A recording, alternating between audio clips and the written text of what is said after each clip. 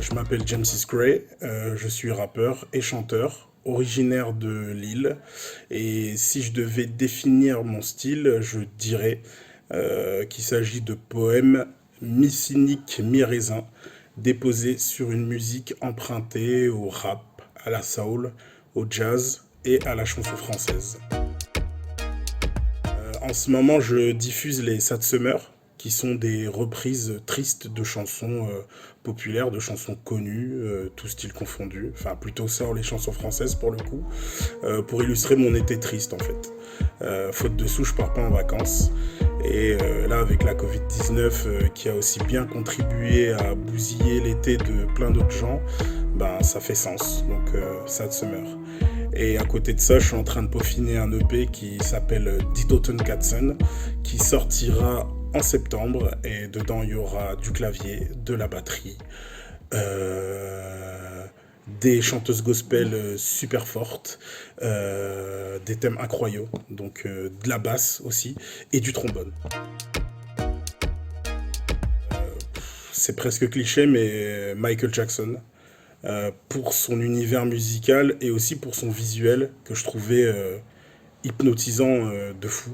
Moi j'ai grandi avec l'album Dangerous et je pouvais passer genre des heures à écouter l'album en boucle et à regarder les moindres détails de, de la pochette. Coucou bonhomme, ça va et toi? Oui, je suis père de famille du coup, ça, voilà. À l'ère d'Internet, je dirais non. Mais je pense que c'est culturel, je pense que c'est propre à la France. On pourrait mettre en place des plateformes qui développeraient de la diffusion justement pour ces artistes indépendants, mais je pense qu'il y a ce côté un petit peu culture yéyé, culture de ce qui marche, qui fait que je pense un petit peu malgré nous, on s'intéresse que aux trucs qui vont, que aux trucs qui buzzent et tout quoi. Moi je me rappelle d'une discussion avec un pote qui est booker pour des artistes internationaux, des rappeurs aux États-Unis, et il me disait que l'underground aux États-Unis c'est pas la même chose qu'en France, que en fait on était beaucoup moins exposé aux États-Unis à la précarité, même si on était underground. Moi, il me donnait un exemple, après, c'est ses mots, quoi. Mais il me disait, là, tous les rappeurs que tu vois, et franchement, pour le coup, j'en connaissais genre aucun. Il me dit, tous les rappeurs que tu vois, là, ils ont tous acheté une maison, et ils ont tous acheté une maison à leur daronne, quoi. Et donc, j'étais un petit peu halluciné. Mais voilà, underground, c'est à quel niveau tu vas être diffusé. Mais si t'es pas diffusé un truc de ouf, tu peux quand même vivre correctement de ton art et du coup continuer à le développer. Et ça, c'est intéressant. Et pour moi, en France, je trouve que ça, c'est... il n'y a pas encore, en fait. Si tu fais de la musique un dimanche sur quatre dans ton garage et que tu joues une fois par an le 25 juin sur la place de ta ville pour les potes, est-ce que c'est nécessaire? Non. Par contre, je pense que si tu souhaites vivre de la musique et, et que tu as été influencé par des artistes qui, eux, avaient développé une technique, qu'elle soit autodidacte ou institutionnelle ou les deux, je pense que ouais, à un moment donné, il faut se donner les moyens, je pense. Je pense qu'à un moment donné, il faut bosser son truc. Voilà, ça c'est mon avis. Moi je joue pas d'instrument malheureusement parce que j'ai jamais été véritablement patient pour ça. Mais du coup j'écris pas mal, je chante beaucoup, surtout depuis 2 ans maintenant, là avec le coronavirus un peu moins, mais tous les mardis normalement je chante dans une chorale gospel. Donc, et puis notre coach, notre chef de chœur, c'est pas des blagues. Donc elle est gentille, mais elle est exigeante et c'est cool parce que du coup moi ça me fait bosser mon truc. Mais voilà, le seul instrument que j'ai, c'est, je dirais, c'est ma voix. Franchement, scénario classique. élève bavard, turbulent, et la légendaire a des capacités mais ne les exploite pas. Voilà, il a fallu qu'adolescence se fasse et adolescence ce fut.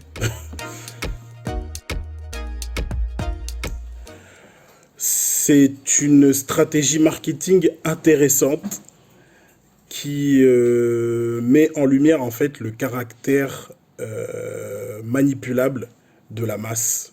En fait, c'est un super moyen de constater à quel point c'est très facile d'asservir les gens une fois que tu les as fidélisés. Et en fait, c'est un truc, les clashs entre les rappeurs, c'est la même chose que les affrontements entre les différents partis politiques dans l'art politique, en fait. Et une fois que tu as tes fidèles, en fait, ils parlent pour toi. Et c'est ça qui est intéressant à observer. J'en pense. Au début, j'en pensais que c'était triste parce qu'arrive un certain âge, voilà. Mais c'est moralisateur et c'est un petit peu hypocrite parce que la politique, c'est ça aussi. C'est des mecs beaucoup plus vieux qui s'affrontent. C'est intéressant. Passer certaines expériences dans ta vie,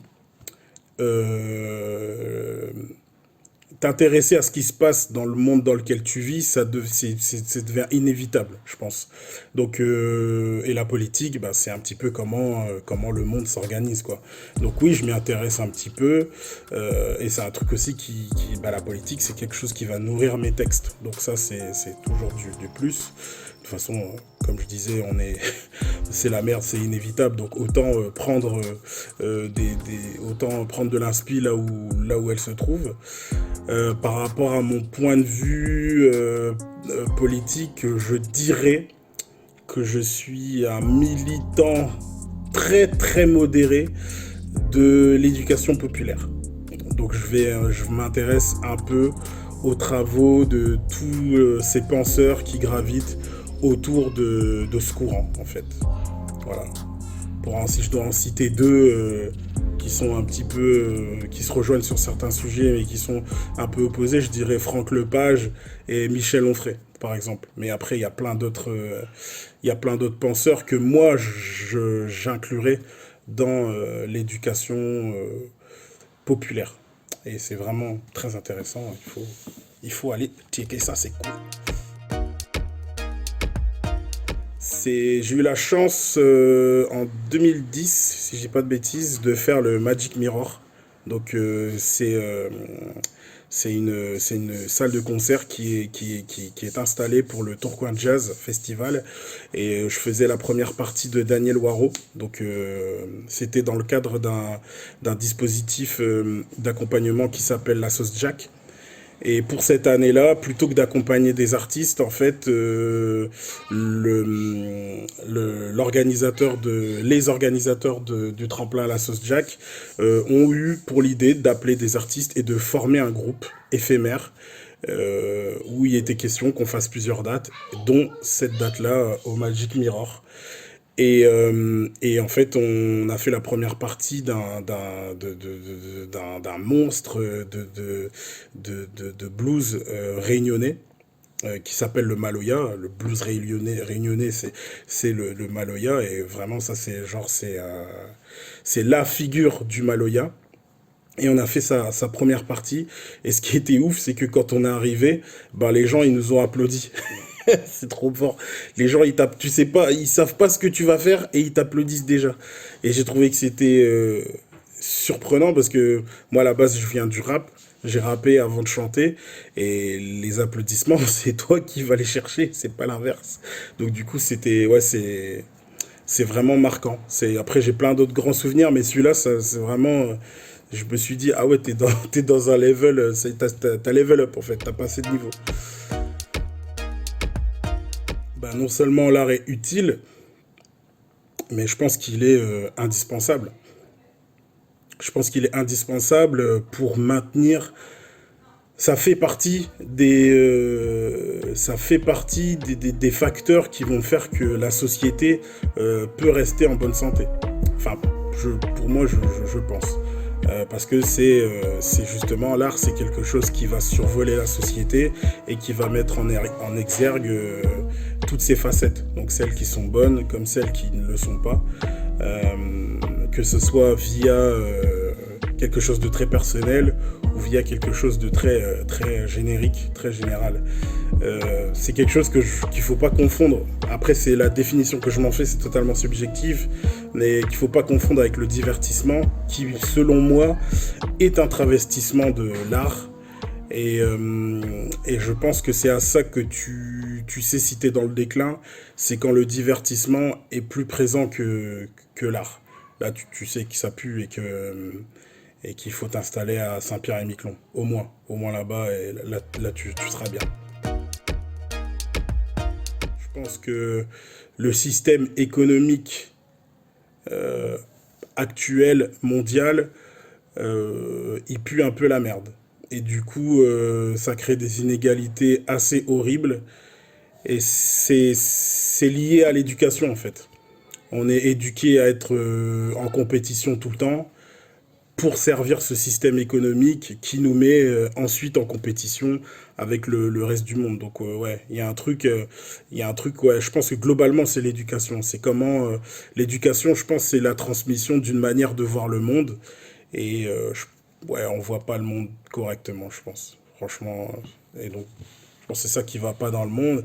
Comment les ou le résoudre? Eh bien, ma foi, se référer à la question, à l'une des questions précédentes, c'est la merde et c'est et c'est irrévocable. Pour la seule résolution, je, je citerai, je citerai cette maxime latine qui est mors ultima ratio. Crevez et vous serez en paix. Exactement. Bien sûr. Voilà. C'était mon vrai prénom. Blague à part, c'est James. Voilà, c'est mon prénom, c'est mon vrai nom. James is Gray, James. Parce que je m'appelle James. Incroyable, incroyable, incroyable. Incroyable. Être amoureux ou malade, ça finit toujours par un lit. Je n'ai plus quitté la chambre dès l'instant où elle est entrée dans ma vie. Dites-moi, docteur, docteur, pourquoi ai-je la fièvre nuit et jour? Docteur, guérissez-moi, j'ai mal du côté de mon amour. En pilule, en piqûre, et avec ou sans douleur, faites vite l'ordonnance qui me guérira de mon cœur. Voilà, voilou. James is Gray. Rejoignez-moi sur les réseaux sociaux. Je fais des petites stories de vie comme les artistes, il faut le faire. Et aussi, surtout, si vous me rejoignez, vous serez au courant des actualités.